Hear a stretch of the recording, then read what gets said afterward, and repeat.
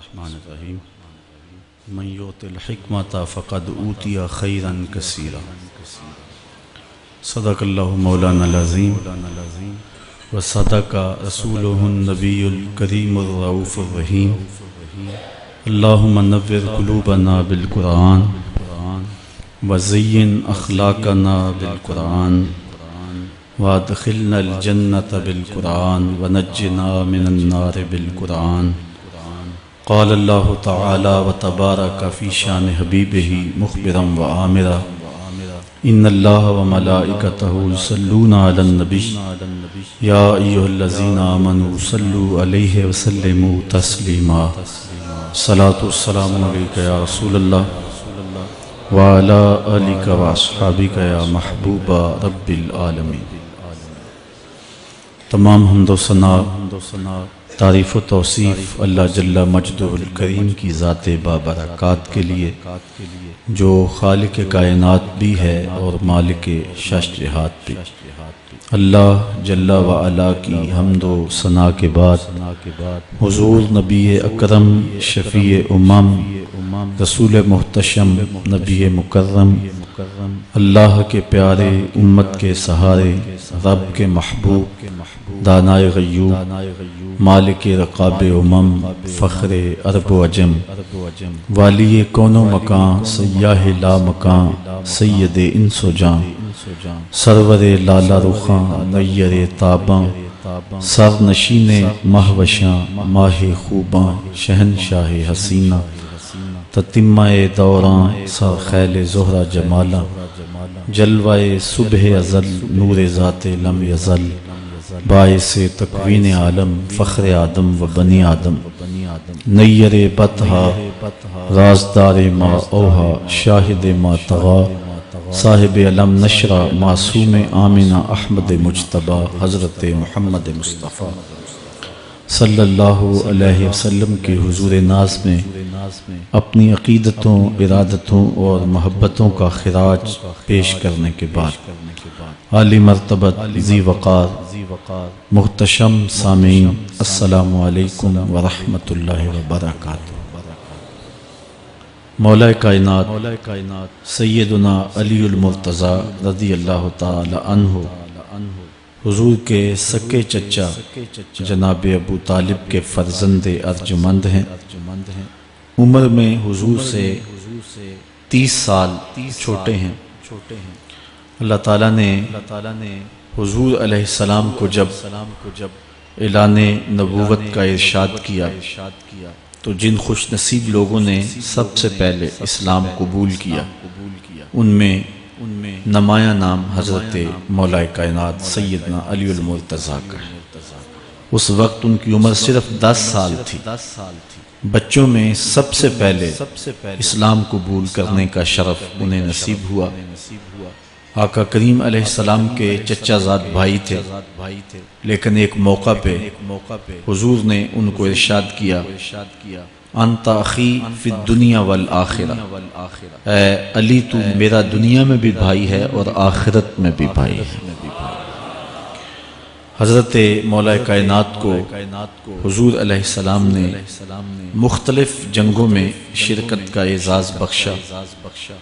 غزوہ تبوک کے موقع پہ آقا کریم نے ان کو مدینہ المنورہ میں پیچھے بطور امیر چھوڑا تو انہوں نے عرض کی حضور آپ اپنے بھائی کو بچوں اور عورتوں میں چھوڑ کے جا رہے ہیں، تو حضور نے ارشاد فرمایا کہ تیری مثال ایسے ہے جس طرح حضرت موسیٰ علیہ السلام کے ساتھ حضرت ہارون علیہ السلام کی مثال۔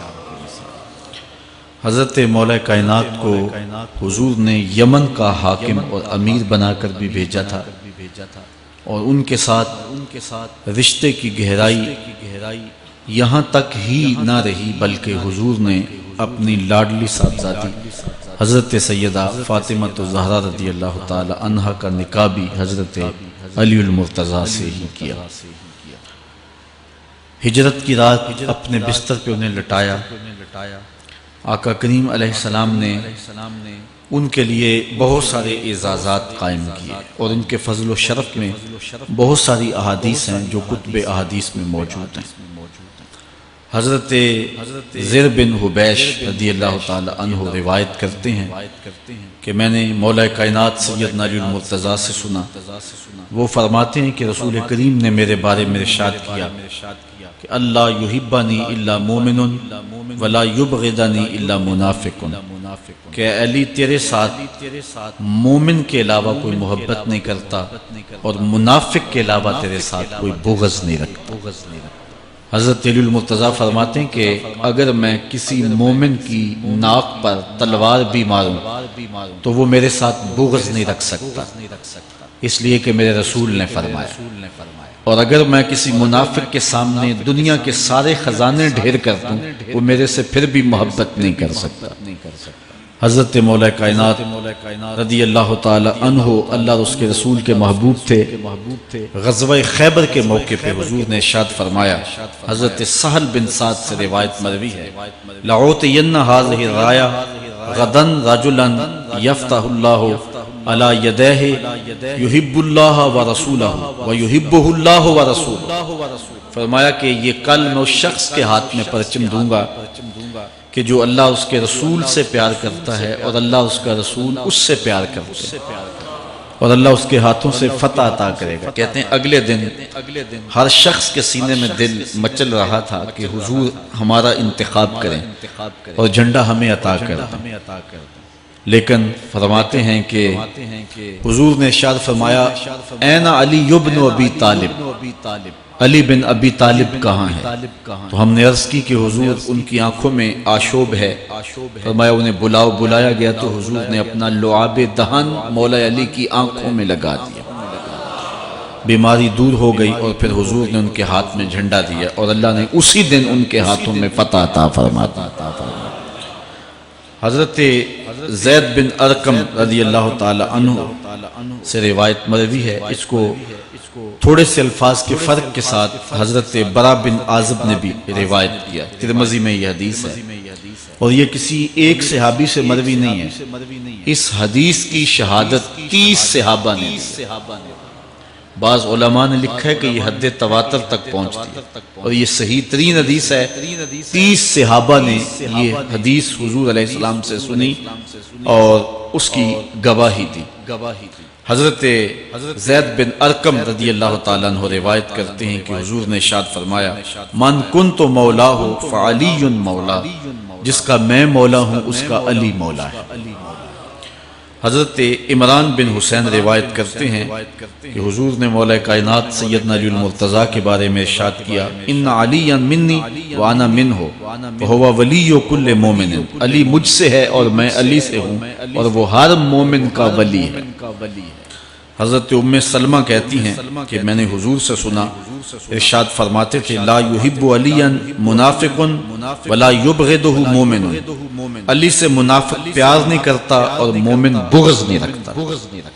اور ایک حدیث میں حضور نے فرمایا، من سب علی فقد سبنی، جس نے علی کو گالی دی اس نے مجھے گالی دی۔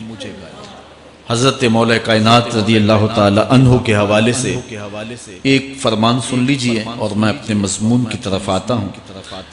حضرت مولا کائنات کی ذات کو حضور نے معیار بنایا۔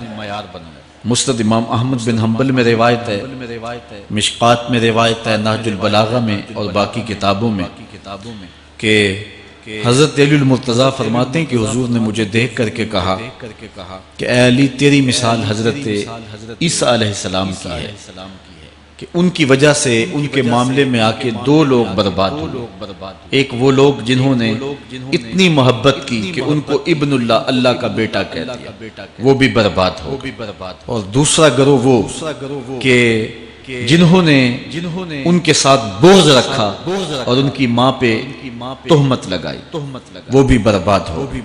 حضور نے یہ ارشاد کر کے فرمایا، حضرت علی فرماتے ہیں کہ حضور نے کہا، یہلک فی رجلان محب مفرط یکرزنی بما لیس فی، اے علی تیرے معاملے میں بھی 2 لوگ بربادی میں مبتلا ہوں گے۔ ایک وہ لوگ جو اتنا پیار کریں گے کہ وہ کہیں گے جو تو نہیں ہوگا، اور دوسرے وَمُبْغِضٌ يَحْمِلُهُ شَنَآنِ عَلَىٰ أَن يَبْهَتَنِ، اور دوسرے وہ جو تیرے ساتھ بغض رکھیں گے اور بربادی کے راستے پہ چلیں گے۔ تو دونوں گروہ جو ہیں وہ بربادی کی راہوں کے مسافر ہو گئے۔ ایک نے محبت کی اور اس قدر محبت کی کہ وہ کہا جو حضرت علی نہیں تھے۔ حضرت مولا کائنات کے زمانے میں کچھ لوگ آپ کی دہلیز پہ آئے اور کہا یا علی انت ربنا انت خالقنا انت الہنا، اے علی تم ہمارے رب ہو، تم ہمارے خالق ہو، تم ہمارے معبود ہو۔ تو حضرت علی المرتضیٰ نے فرمایا کہ استغفر اللہ، اللہ تعالیٰ جل شانہ ہی خالق ہے اور وہی مالک ہے اور وہی معبود برحق ہے۔ انہوں نے پھر یہ بات کہی، تو جب تیسری مرتبہ کہا تو حضرت علی نے ان کی گردنیں کاٹ دی۔ تو یہ آج بھی لوگ موجود ہیں ہمارے ملک میں، ہمارے ضلع میں لوگ ہیں جو علی اللہ کا نعرہ لگاتے ہیں، اور یہ بدترین لوگ ہیں اور معاشرے کی تل چھٹ ہے، اور یہ محبت میں گمراہ ہو گئے اور انہوں نے حضرت علی المرتضیٰ کو خدا اور الہ کہہ دیا۔ دوسرا طبقہ ہے جو حضرت علی المرتضیٰ کو الہ اور خدا تو نہیں کہتا، لیکن انہیں نبیوں سے افضل مانتا ہے۔ بلکہ شیخ محدث دہلوی علیہ الرحمہ نے تحفہ اثنا عشریہ میں باقاعدہ اس قول کو بیان کر کے اس کی تردید کی ہے کہ جو ایک طبقے کا خیال ہے کہ حضرت جبرائیل علیہ السلام کو نبوت دینے میں غلطی لگ گئی، وہ دینی تھی حضرت علی کو اور دے گئے حضور کو، تو آپ نے اس کا رد کیا ہے۔ ایک طبقہ نبیوں سے حضرت علی المرتضیٰ رضی اللہ تعالیٰ عنہ کو افضل مانتا ہے، اور یہ طبقہ بہت سارا پایا جاتا ہے۔ میں نے اپنے ان کانوں سے جو ہے یہ باتیں سنی ہوئی ہیں، اور آپ نے بھی سنی ہوئی ہیں کہ نبیوں سے حضرت مولا کائنات کو افضل مانتے ہیں، اور یہ بھی گمراہوں کا ٹولہ ہے۔ تیسرا طبقہ وہ ہے جو نبیوں سے افضل تو نہیں مانتا لیکن معصوم مانتا ہے، یہ گمان کرتا ہے کہ حضرت علی رضی اللہ تعالی عنہ بھی اس شان کے مالک ہیں جو معصومیت کی شان انبیاء علیہ السلام کو دی گئی۔ یہ 12 امام اور 14 معصوم کا لفظ آپ نے سنا ہوگا، ہمارے جاہل مولوی بھی بول دیتے ہیں بعض کا۔ معصوم صرف انبیاء کی زبان ہے، اولیاء اہل بیت محفوظ ہیں، معصوم نہیں۔ معصوم صرف ذوات انبیاء ہے، اور یہ انہی کا اعزاز ہے، ان کے علاوہ یہ اعزاز کسی اور کو حاصل نہیں ہو سکتا۔ چوتھا طبقہ وہ ہے کہ جو حضرت علی المرتضیٰ رضی اللہ تعالی عنہ کو حضرت ابو بکر و عمر رضی اللہ تعالی عنہما سے بھی افضل مانتا ہے۔ خود مولا کائنات نے فرمایا کہ جو لوگ مجھے شیخین سے افضل کہتے ہیں میں ان کے اوپر وہ حد جاری کروں گا جو ایک جھوٹے پہ جاری ہوتی ہے۔ حضرت محمد بن حنفیہ کہتے ہیں جو حضرت مولا کائنات کے بیٹے ہیں کہ میں نے اپنے باپ علی سے پوچھا کہ اس امت میں سب سے افضل شخص کون ہے؟ قال ابو بکر، کہا امت میں سب سے افضل شخص کا نام ابو بکر ہے۔ کہتے ہیں میں نے کہا ثم من، پھر کون؟ قال عمر، تو کہا حضرت عمر رضی اللہ تعالی عنہ۔ تو یہ ان کا اپنا عقیدہ ہے۔ یہ کہا جاتا ہے کہ حضرت علی رضی اللہ تعالی عنہ کا حق غصب کر لیا گیا۔ حضرت علی خود فرماتے ہیں کہ اگر حضور نے میرے بارے خلافت کی وصیت کی ہوتی تو میرے پاس صرف ایک تلوار اور ایک چادر بھی ہوتی تو میں آخر دم تک لڑتا۔ شیر خدا ہو اور اللہ کا رسول وصیت کرے اور وہ چھپ کے بیٹھا رہے، یہ کیسے ہو سکتا ہے؟ تو یہ حفوات ہیں اور یہ اباطیل ہیں، اور یہ جو ہے وہ شر ہے جو معاشرے کے اندر پھیلی ہے۔ مخبر صادق نے پہلے خبر دی کچھ لوگ محبت میں گمراہ، وَمُبْغِضٌ يَحْمِلُهُ شَنَعَانِ عَلَىٰ أَن يَبْهَتَنِ، اور کچھ لوگ جو ہیں وہ بغض میں برباد۔ ایسے لوگ بھی دھرتی پہ موجود ہیں کہ مولا کائنات کا نام لیا جائے تو ان کو گوارا نہیں ہوتا۔ خود حضرت مولا کائنات کے زمانے میں ایسے لوگ موجود تھے، آپ کو شہید کیا گیا۔ اسلام کی تاریخ انتہائی دردناک ہے۔ حضرت مولا کائنات رضی اللہ تعالی عنہ کو ابن ملجم نامی بدبخت نے جو ہے وہ تلوار کا وار کر کے جو زہر میں بجھی ہوئی تھی شہید کیا ہے۔ تو یہ بغض اور دشمنی رکھنے والے لوگ تھے جو زمانے میں موجود تھے۔ ایک طرف ایسے تھے جو الہ اور معبود کہتے تھے، اور آپ جانتے ہیں کہ حضرت علی المرتضیٰ رضی اللہ تعالی عنہ کی قبر لوگوں کی نظر سے چھپا کے بنائی گئی، اس ڈر سے کہ لوگ آپ کی قبر کو اکھیڑ نہ دیں، کیونکہ خارجی اس قدر جو ہے وہ زور آور ہو گئے۔ اسلام کی تاریخ دردناک۔ حضور علیہ السلام فرماتے ہیں جتنے دکھ مجھے دیے گئے کسی کو نہیں دیے گئے، کسی نبی کو نہیں پہنچے۔ حضرت صدیق اکبر رضی اللہ تعالیٰ عنہ کی 2 سال 2 ماہ 8 دن دور خلافت آپ کا زمانہ دیکھیں، ٹکنے نہیں دیا گیا، سازشیں، مصائب، اعلان۔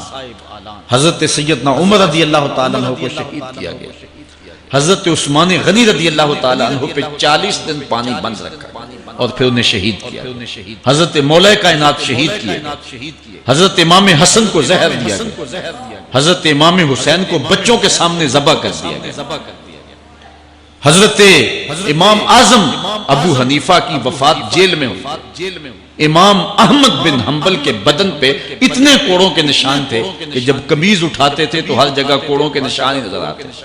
امام مالک کو مدینے کی گلیوں میں گدھے کے اوپر بٹھا کے کالا منہ کر کے وقت کے حاکم نے پھرایا۔ حضرت مجدد الفسانی علیہ رحمہ کو گوالیار کے قلعے میں جو ہے وہ قید کیا گیا، علامہ فضل حق خیر آبادی کو جزیرہ انڈمان کالے پانیوں کی سزا دی گئی۔ اہل حق کی تاریخ دیکھیں، دردناک تاریخ ہے۔ آج بھی کابل میں، کندھار میں، قلعہ جنگی میں، دشت لیلہ میں، تورا بورا میں، تکریت میں، موصل میں، بغداد میں، کشمیر میں، غزہ میں، یہاں برما میں دیکھو کون سی قیامت نہیں توڑی جا رہی۔ ہمارے ساتھ ماضی دیکھیں تو ہمیں بغداد کی وہ دردناک کہانی سامنے آتی ہے جب انسانی کھوپڑیوں کا مینار تعمیر کیا جا رہا اور منگول سردار نے اپنی فوج کو حکم دیا تھا کہ جو کسی مسلمان کا سر نہیں لائے گا اس کا سر کاٹ کے اس مینار پہ لگائیں۔ پھر لوگ پیسے لے کے پھرتے تھے کہ مسلمان کا پتہ دے اور اس کی کھوپڑی کاٹی جائے۔ کچھ لوگ جان چھپانے کے لیے تہ خانوں میں گھس گئے، پھر دجلہ کا بند توڑا گیا، 1.25 لاکھ لاشیں ہم نے تہ خانوں سے نکالی۔ اندلس کی تاریخ پڑھیں، ہمارے ساتھ جو قیامت توڑی گئی۔ مصر کے اندر 30,000 فاطمی کو شہید کیے گئے۔ غریب و سادہ و رنگی ہے داستان حرم، نہایت اس کی حسین اور ابتدا ہے اسماعیل۔ یہ اسلام کی تاریخی درد سے، خون سے بھری پڑی ہے۔ حضرت مولا کائنات سیدنا علی المرتضیٰ رضی اللہ تعالی عنہ کو اس وقت اگر خدا کہنے والے بدبخت تھے تو ان کو شہید کرنے والے اور اس ڈر سے کہ ان کی قبر کو کھیڑ نہ دیا جائے خارجی اتنے زور آور ہیں تو ان کو جو ہے وہ لوگوں کی نظروں سے چھپا کر کے جو ہے وہ رکھا گیا۔ اور ایک دور وہ بھی آیا کہ ممبروں پہ بیٹھ کے مولا علی کو گالیاں دی جاتی تھی۔ یہ تاریخ میں یہ دور بھی آیا، آپ پڑھیں تاریخ، بنو امیہ کیسا دور بھی دنیا نے دیکھا۔ اسی لیے حضور نے فرمایا من سب علیاً فقد سبنی، جس نے میرے علی کو گالی جس نے مجھے گالی۔ اور لوگوں نے ممبروں پہ بیٹھ کے باقاعدہ حکومت کی طرف سے یہ جو ہے وہ قانون تھا کہ تمہارا خطبہ مکمل نہیں ہوگا جب تک علی کو گالی نہیں دو۔ یہ لمحے بھی آئے جب اس دور میں دشمن علی موجود تھے، مبغضین موجود تھے اور افراط محبت میں رکھنے والے موجود تھے۔ تو یہ دور تو اسلام کا حضور کے دور سے 1400 سال پیچھے ہے، تو یہاں بغض رکھنے والے بھی موجود۔ اس عنوان کے ساتھ اگر عنوان چھیڑوں تو یہ لمبی گفتگو ہو جائے گی، یہ میرا موضوع نہیں ہے، لیکن اتنی بات میں کہوں گا، اللہ کا شکر ادا کرو، اللہ نے تجھے اہل بیت کے در کا بھی غلام بنایا ہے اور صحابہ کا بھی غلام بنایا۔ کچھ لوگ صحابہ کا نام لے کے اہل بیت کو برا کہتے ہیں، کچھ اہل بیت کا نام لے کے صحابہ کے خلاف بکواس کرتے ہیں۔ ہمارے بزرگ فرمایا کرتے تھے صحابہ نبی کے در والے ہیں، اہل بیت نبی کے گھر والے ہیں۔ ہم کہتے ہیں گھر والوں تجھے بھی ہمارا سلام، در والوں تجھے بھی ہمارا سلام۔ ہم در والوں کو بھی سلام کرتے ہیں، گھر والوں کو بھی سلام کرتے ہیں۔ کسی نے حضور خطیب الاسلام سے پوچھا تھا کہ حضرت عائشہ افضل ہیں یا حضرت فاطمہ افضل ہیں؟ پوچھنے والے نے تو صاحبزادہ صاحب کو پھنسانا چاہا تھا، لیکن جن کے عقیدے صاف ہیں وہ پھنستے نہیں ہیں، ان کے عقیدے واضح ہوتے ہیں۔ تو حضرت صاحبزادہ نے فرمایا کہ میاں اگر دیکھو بیٹی ہونے کی حیثیت سے تو فاطمہ بیٹی ہے نبی کی اور عائشہ بیٹی ہے ابو بکر کی۔ ابو بکر کی بیٹی نبی کی بیٹی سے افضل تو نہیں ہو سکتی، اور اگر دیکھو بیوی ہونے کی حیثیت سے فاطمہ بیوی ہے علی کی اور عائشہ بیوی ہے نبی کی۔ علی کی بیوی نبی کی بیوی سے افضل تو نہیں ہے۔ تو یہ اپنے عقیدے کو واضح کر دیا۔ اللہ آپ کو سلامت رکھے اور حق کی راہوں کا مسافر رکھے۔ آج کا عنوان ہے حضرت مولا کائنات کے اقوال حکمت، ان کی زندگی کا نچوڑ۔ اللہ نے بصیرت کا جو نور اور جو ہے وہ دانش اور فہم و ادراک کے جو اجالے مولا کائنات کو دیے تھے وہ انہی کا مقصود۔ ایک ایک بات سے نور نکلتا ہے، اور اللہ قرآن میں فرماتا ہے جس کو حکمت عطا کر دی گئی اس کو خیر کثیر عطا کر دیا۔ حکمت وہ اس بات کو کہتے ہیں کہ جس کو لوگ نقل کریں اور جس سے فائدہ حاصل ہو۔ حضرت مولا کائنات کی باتوں کو لوگوں نے لکھا، یاد کیا اور آگے منتقل کیا۔ آج سارا دن اور گزشتہ شب حضرت مولا کائنات کے بہت سارے فرامین کو پڑھا ہے، سینکڑوں کے اعتبار سے مختلف کتب سے کھنگالا ہے، اور جس طرح وہ ایک مکھی شہد نچوڑتی ہے، ایک ایک پھول پہ بیٹھ کر کے رس تیار کرتی ہے، ایک شہد آپ کے لیے تیار کیا ہے، اور آج کی مجلس میں آپ کی نظر کرنا چاہ رہا ہوں۔ اور دیکھیے کہ مولا کائنات حکمت کے کیسے دروازے ہیں۔ اسی لیے حضور نے فرمایا انا دار الحکمت و علی بابها، انا مدینۃ العلم و علی بابها، میں حکمت کا گھر ہوں، علی دروازہ ہے، میں حکمت کا شہر ہوں، علی اس کا دروازہ ہے۔ تو شریف لوگ شہر میں دروازے کے راستے ہی جایا کرتے ہیں، دیواریں پھلانگ کر کے جانا شریف لوگوں کا شیوا نہیں ہوتا ہے۔ علم کی خیرات لینی ہے تو مولا علی کی دہلیز پہ آنا ہوگا۔ حضرت مولا کائنات فرماتے ہیں میں نے اپنے ارادوں کی شکست سے اپنے رب کو پہچانا ہے۔ جو میں منصوبہ بندی کرتا ہوں نتیجہ یہ نکلے گا، میرا خیال ہوتا ہے یہ ہوگا، لیکن ایسا نہیں ہوتا، ہوتا وہ ہے جو رب کو منظور ہے۔ اس لیے میں اپنے ارادوں کی شکست سے اپنے رب کو پہچانا۔ حضرت مولا کائنات زندگی گزارنے کا ڈھب، اسلوب اور طریقہ بتا رہے ہیں۔ سنو، فرماتے ہیں خالط الناس مخالطتا ان متم معہا بقو وان عشتم ہنو الیکم، لوگوں کے ساتھ ایسی زندگی گزارو کہ اگر تم مر جاؤ تو لوگ روئیں کہ کوئی قیمتی متاع کھو گئی، اور اگر تم زندہ رہو تو لوگ تمہاری صحبت کے مشتاق ہیں، تمہاری مجلس میں بیٹھنے اور تمہارے پاس آنے کی آرزو اپنے سینے میں رہے۔ مرو تو زمانہ تڑپے، تمہاری موت پہ لوگوں کے سینے میں دل دہل جائیں، اور جیو تو لوگ تمہاری خدمت میں حاضر ہونا اپنے لیے ایک سعادت مندی سمجھے۔ مولا کائنات رضی اللہ تعالی عنہ دشمن پر طاقت پانے والے کے لیے ایک نصیحت کرتے ہیں، فرماتے ہیں اذا قدرت علی عدوک فاجعل العفو عنہ شکرا للقدرت علیہ، جب تو دشمن پر غالب آ جائے تو دشمن پر غالب آنے کا شکریہ کیا ادا کرنا۔ دشمن ایک بہت بڑی مصیبت ہے، لیکن دشمن زیر دام آ گیا اور وہ تیرے قابو میں آ گیا اور اس کا سر تیرے پاؤں تلے ہے۔ اب اللہ کا شکر اس حال میں کہ مالک تو نے دشمن پر مجھے غلبہ دیا، طاقت دی، تو شکر کیا ہے؟ تو حضرت مولا کائنات فرماتے ہیں دشمن پر غالب آنے کا شکریہ یہ ہے کہ دشمن کو معاف کر دو۔ یہ بڑے لوگوں کا شیوا ہوتا ہے، جب دشمن قابو آ جائے تو پھر اس سے درگزر کرنا، یہ اللہ تعالیٰ کا شکر ادا کرنا، یہ اللہ تعالیٰ جل شانہ کی اس کرم نوازی کا شکریہ ادا کرنا۔ زہد کیا ہے؟ حضرت مولا کائنات رضی اللہ تعالی عنہ کا ایک 4 لفظی فرمان سنی، اور زہد کی تعریف کتنی خوبصورتی کے ساتھ کی۔ فرمانے لگے افضل الزہد اخفاء الزہد، بہترین زہد یہ ہے کہ زہد کو پوشیدہ رکھا جائے، بہترین زہد یہ ہے کہ زہد کو پوشیدہ رکھا جائے۔ ہم تو اپنی عبادتوں، اپنی نیکیوں، اپنی سماجی خدمات کے اشتہار چھپواتے ہیں۔ وہ کسی زمانے میں ہم سنتے تھے نیکی کر دریا میں ڈال، اور اب کہتے ہیں نیکی کر اخبار میں ڈال۔ یہاں زہد ترک دنیا، اللہ تعالیٰ کی عبادت کا جو ذوق بندے کو نصیب ہوتا ہے، وہ بہترین اور افضل زہد کیا ہے؟ کہا زہد کو پوشیدہ رکھنا، یہ افضل زہد ہے۔ حضرت مولا کائنات کا ایک اور فرمان سنیے، اشرف الغنا ترک المنا، بہترین دولت مندی کیا ہے؟ جس کے پاس مربے زیادہ ہیں، جس کے پلازے زیادہ ہیں، جس کا بینک بیلنس زیادہ ہے، جس کے پاس جو ہیں وہ بہت ساری دولتیں ہیں، سونا اور چاندی کے انبار ہیں، کون سب سے زیادہ دولت مند ہے؟ افضل دولت مندی کیا ہے؟ تو حضرت مولا کائنات فرماتے ہیں کہ افضل دولت مندی یہ ہے کہ آرزویں ترک کر دی جائیں، ورنہ کھرب پتی بھی بندہ ہوگا تو اس کو چین نہیں آئے گا، قرار نہیں آئے گا، حل من مزید اس کی تباہ میں ہوگا۔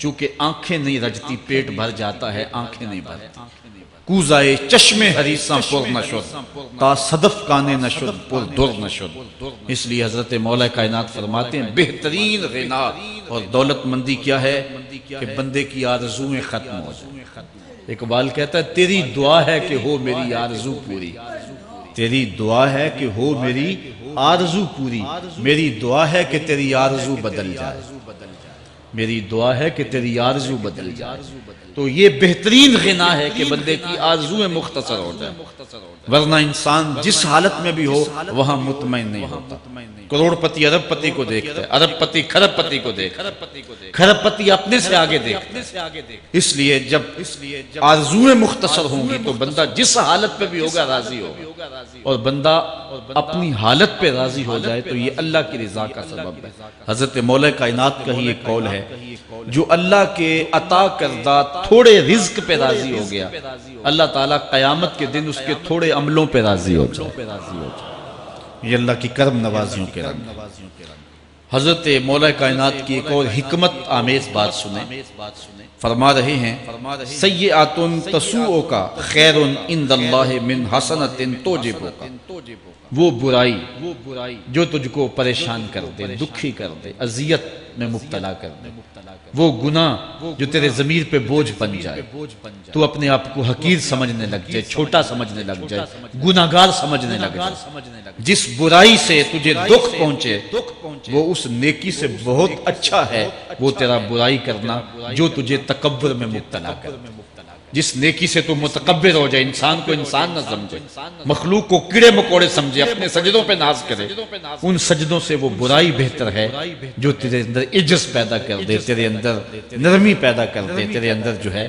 وہ ایک رکت پیدا کر دے وہ برائی جو ہے وہ اس نیکی سے بہتر ہے حضرت مولا کائنات کا ایک اور فرمان دیکھیے لا غنا کل عقل ولا فقر کل جہل ولا میراث کل ادب ولا ظہیر کل مشاورہ کتنی خوبصورت باتیں ارشاد فرمائیں فرمایا عقل جیسی دولت کوئی نہیں عقل جیسی دولت کوئی نہیں ہے اور جہالت جیسی غربت کوئی نہیں جو شخص جاہل ہے وہ کروڑوں میں بھی کھیلتا ہے تو وہ غریب ہے اللہ نے عقل کا چراغ دیا ہے تو اس کے پاس دولت نہیں بھی ہے تو عقل بہت بڑی دولت تیسری بات ولا میراث کل ادب اور ادب جیسی وراثت کوئی نہیں ایک بندے کو ادب کی دولت مل گئی تو اس کو سب کچھ مل گیا آج جس دور میں ہم جی رہے ہیں اس دور میں ہم سے ادب چھینا جا رہا ہے بڑی باریک سازشیں ہو رہی آنکھوں سے حیا نکالا جا رہا ہے بوڑھوں کا بزرگوں کا یہ ماہ رمضان کا کتنا حیا ہوا کرتا تھا اگر کوئی بدقسمتی سے روزہ نہیں رکھتا تھا تو وہ سامنے کبھی کھاتا ہی نہیں تھا اسے رمضان کا حیا مارتا تھا لیکن آج لوگ کھلے بندوں نہیں کھا رہے حیا ہی اڑ گیا اس طرح اہل بیت کا حیا آنکھوں سے نکل گیا اصحاب رسول کا حیا آنکھوں سے نکل گیا نبی کا حیا لوگوں کی آنکھوں میں نہیں رہا بے ادبی کو فروغ ہے اور نبی کے بارے میں ایسی ڈٹائی سے بات کرتے ہیں جس طرح عام آدمی ہوگا یہ بے حیائی کا اور بے ادبی کا دور جبکہ ادب ایک بہترین وراثت ہے اگر آپ مجھے پوچھیں کہ دین کیا ہے ایک تو ہے کہ 3 گھنٹے کا واز کیا جائے کہ دین یہ ہے اور ایک ہے کہ 2 لفظوں کے اندر بتایا جائے دین کیا ہے تو اگر 2 لفظوں میں بتانا چاہوں تو اقبال کا لہجہ ادار لینا پڑے گا اقبال کہتا ہے دین سراپا سوختن اندر طلب انتہائش عشق آغازش ادب طلب محبوب میں تڑپنے کا نام دین ہے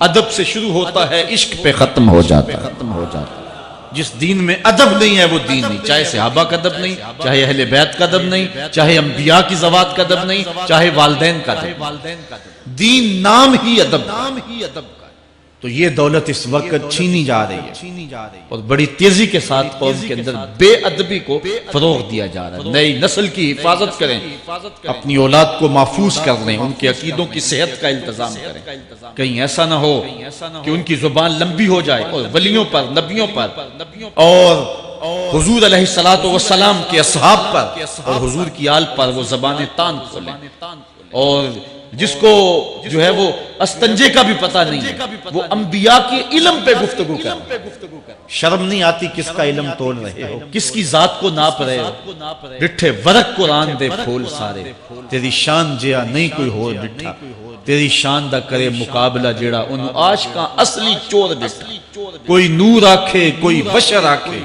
پیندہ رات دینے اے ہو شور ڈٹھا، اللہ والیاں گل مکا دیتی تساں ہور ڈٹھا ساں ہور ڈٹھا۔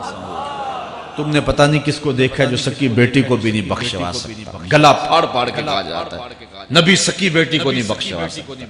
اور میاں تم بخشوانے کی بات کرتے ہو، نبی تو کہہ رہا ہے فاطمہ تو جنتی عورتوں کی سردار، وہ تو جنتیں بانٹ رہے ہیں، وہ تو جنتیں وراثت میں دے رہے ہیں۔ تو ادب پہلا کرینہ ہے محبت کے کرینوں میں، اس لیے کہا کہ ادب جیسی میراث کوئی نہیں، ولا ظہیرہ کل مشاورہ، اور مشورے جیسا مددگار کوئی نہیں۔ آپ کے پاس بڑے اسلحے ہیں، بڑی تلواریں ہیں، بڑے تعلقات ہیں لوگوں کے ساتھ، لیکن اچھا مشورہ یہ سب سے اچھا مددگار ہے آپ کا۔ حضرت مولا کائنات کا ایک اور قول سنیے، نفس المرء خطاہ الی اجلہ، آپ فرماتے ہیں کہ آدمی کی یہ جو سانسیں نکل رہی ہیں یہ موت کی طرف اٹھتے ہوئے قدم ہے۔ دوسری سانس تب آتی ہے جب پہلی ختم ہو جاتی، تو پہلی سانس کی موت، دوسری سانس کی زندگی۔ وہ کیا کسی نے کہا زندگی نام ہے مر مر کے جیے جانے، یہ ایک بار ہم ایک سانس کو کاٹتے ہیں تو دوسری سانس آتی، جب تک پہلی سانس موجود ہے دوسری نہیں آئے۔ تو حضرت مولا کائنات فرماتے ہیں یہ موت کی طرف اٹھتے ہوئے قدم ہے۔ آپ رکے ہوں اشارے پہ تو ہمارے یہ پنڈی بائی پاس پہ جو اشارے لگے ہیں یہ 125 سے بھی چلتے ہیں، 125 سے پیچھے آ رہے ہیں، 20 سے 25 سے 50 سے 100 سے 125 سے پیچھے آ رہے ہیں۔ حضرت مولا کائنات فرماتے ہیں جو چیز شمار کی جاتی ہو وہ بالآخر ختم ہو جاتی ہے، تو گنتی جب الٹی چلتی ہے تو بہت جلد کام زیرو پہ آ جاتا ہے، اور زیرو پہ پہنچنا ہی موت ہے۔ تو زندگی کی یہ سانسیں یہ الٹی چل رہی ہیں، اور میں اور آپ لمحہ لمحہ موت کے قریب ہو رہے ہیں۔ ہم جو ہے وہ اپنی زندگی کی سالگرہ منا رہے ہیں، ہم کہتے ہیں کہ ہم اتنے بڑے ہو گئے، میاں بڑے نہیں ہوئے، چھوٹے ہو گئے، موت بالکل قریب آ گئی۔ اللہ اکبر۔ حضرت مولا کائنات معیشت کے اصول بھی بیان کر رہے ہیں، ما اعلی من اقتصد، جو میانہ روی سے چلتا ہے کبھی بھی کنگال نہیں ہوتا۔ اب ہر شخص کی آرزو ہے کہ میری دولت بڑھ جائے، میرے پاس پیسے کافی ہوں، میں آسودہ زندگی گزاروں۔ اس کا طریقہ کیا ہے؟ جھوٹی قسمیں، چالاکی، 2 نمبر مال بیچنا، ٹیکس چوری کرنا، بجلی چوری کرنا، گیس چوری کرنا، کیا طریقہ ہے پیسے بچانے کا؟ مولا کائنات سے پوچھ، مولا علی سے پوچھ۔ مولا علی فرماتے ہیں استنزل الرزق بالصدقہ، صدقہ دیتے جاؤ رزق بڑھتا چلا جائے، جو کماتے جاؤ اس میں کچھ حصہ رکھ لو اللہ کی راہ میں، صدقہ دیتے جاؤ گے تمہارا رزق بڑھتا چلا جائے۔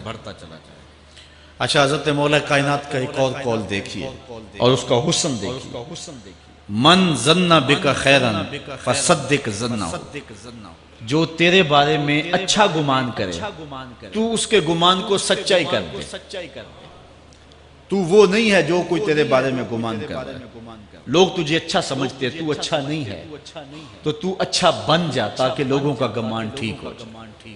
اعلیٰ حضرت عظیم البرکت امام احمد رضا خان فاضل بریلوی علیہ رحمہ، آپ کے بارے میں لوگوں کا گمان تھا کہ حافظ قرآن، آپ حافظ نہیں تھے، تو آپ کے بارے میں یہ گمان پیدا ہو گیا کہ یہ حافظ ہے۔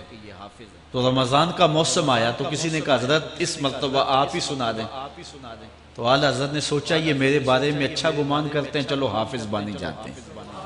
اعلیٰ حضرت نے قرآن 1 مہینے میں حفظ کیا ہے، دن کو پڑھتے تھے شام کو سنا دیتے تھے کہ جو لوگوں کا گمان ہے میں اس کے مطابق ہی ہو جاؤں۔ اچھا گمان کی کہانی سنیے، صحیح حدیث میں آتا ہے اور حدیث قدسی ہے، رب کہتا ہے میرا بندہ میرے بارے جو گمان کرتا ہے میں ایسے ہی ملوں گا۔ اس لیے اپنے رب کے بارے میں اچھا گمان کرنا چاہیے کہ ہمارا رب ہمیں معاف کر دے گا اور ہمارے گناہوں سے درگزر فرمائے۔ حضرت مولا کائنات کا ایک اور حکمت آمیز جملہ سماعت کیجئے، من عظم صغار المصائب ابتلاہ اللہ بکبارہا۔ چھوٹی سی مصیبت آ جائے جو بندہ وابیلا شروع کر دے، مصیبت آ گئی، چھوٹی سی بیماری آئے تو شور کرے، چھوٹی سی مصیبت آئے تو شور کرے، اللہ اس کو پھر بڑی مصیبت میں مبتلا کر دیتا۔ جہاں ضرورت نہیں ہے وہاں اظہار کی کیا بیماری ہے تو ڈاکٹر کو بتاؤ، بندے کو بتانے کا کیا فائدہ۔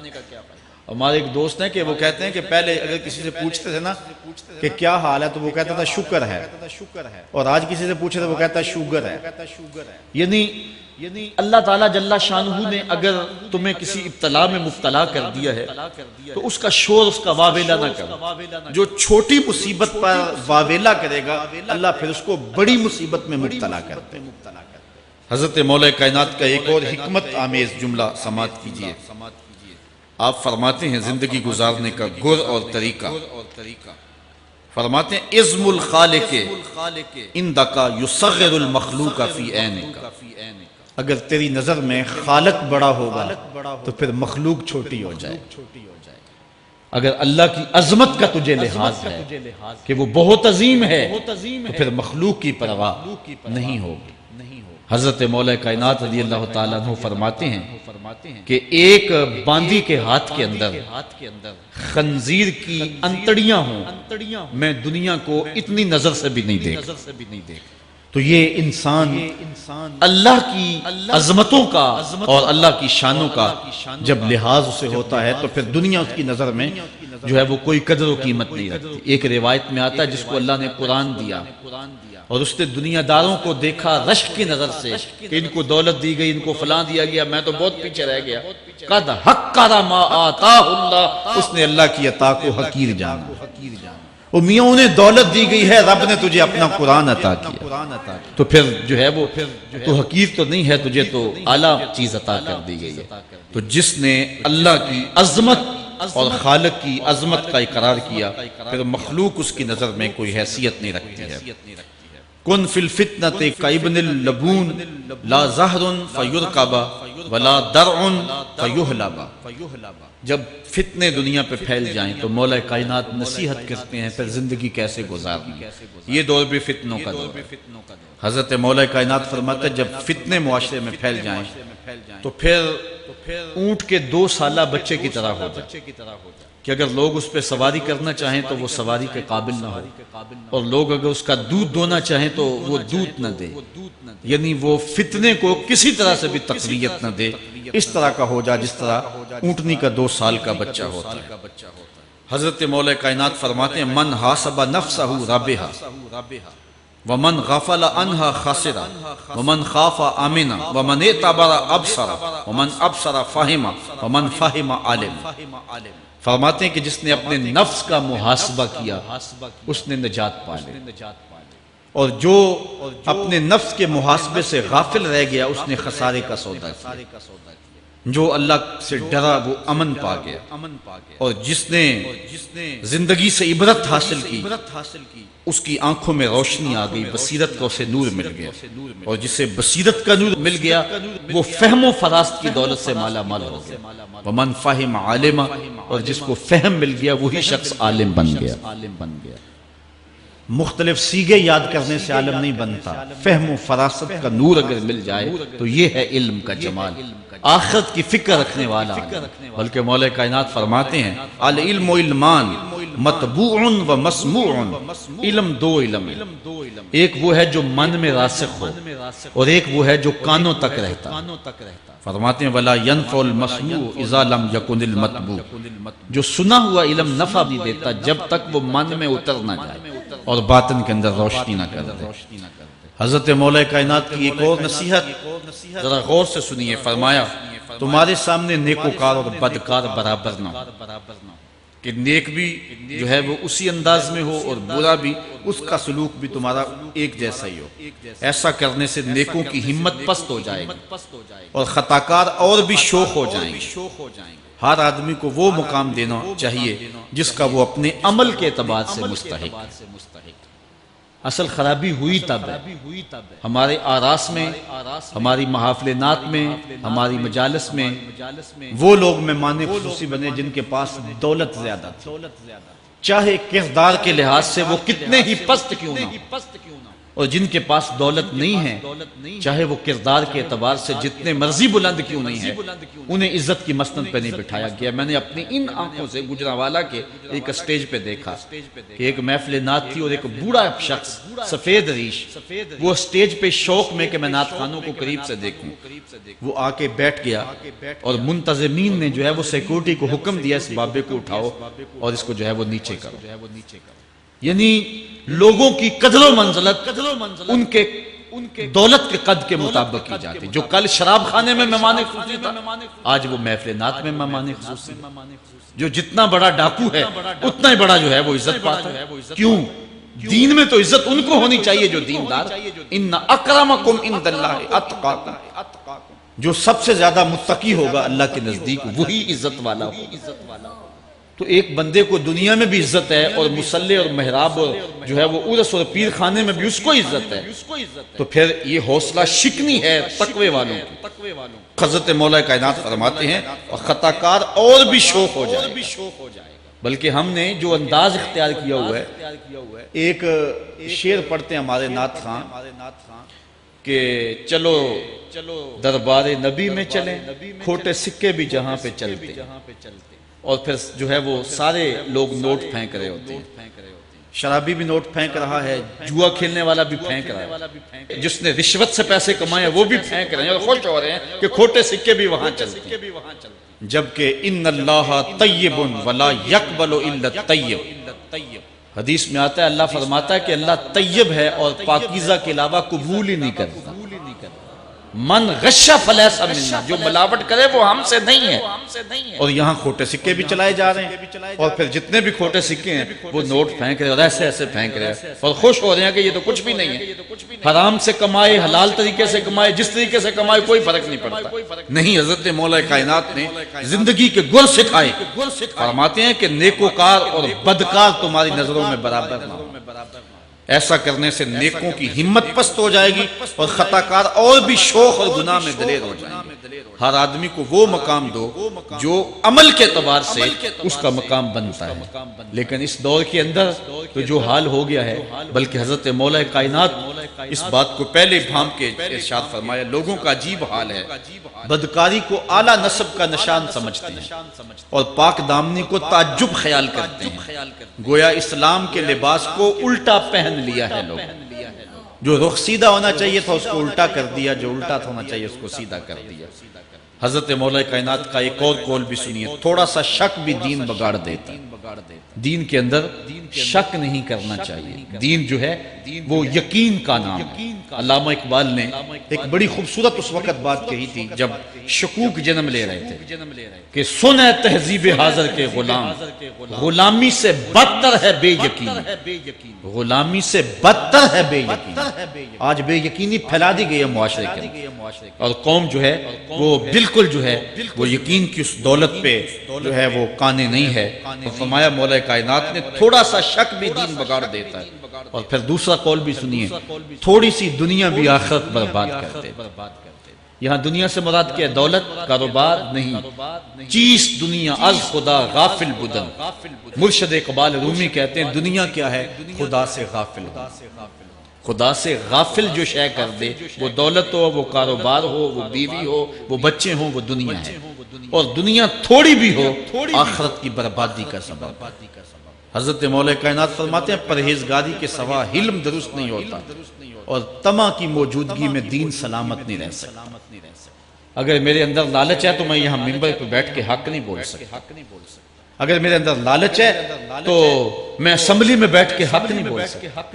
جب طمع ہو تو پھر دین سلامت نہیں رہتا، اور جب طمع نہ ہو تو بندہ سولی پہ چڑھ کے بھی حق ہی بولتا ہے۔ دوواں گلاں وچوں 10 درویشا، میرے حضور کی عالم فرماتے ہیں دوواں گلاں وچوں 10 درویشا، تینوں کیڑی گل کو بھولی، عالم اوپر منبر بولے عاشق اوپر سو۔ جب تک تھوڑی طمع بھی انسان کے اندر ہے تو بندہ پھر اس کا دین سلامت نہیں رہ سکتا۔ دین کی سلامتی طمع کو ختم کرنا ہے۔ لالچ بنیاد ہے دین کی خرابی۔ یہ وہ حکمت بری باتیں تھی جو مولا کائنات سید نبی المرتضیٰ رضی اللہ تعالی عنہ کی ہمارے تک پہنچی، اور انہوں نے زندگی گزارنے کا ڈھب، اسلوب اور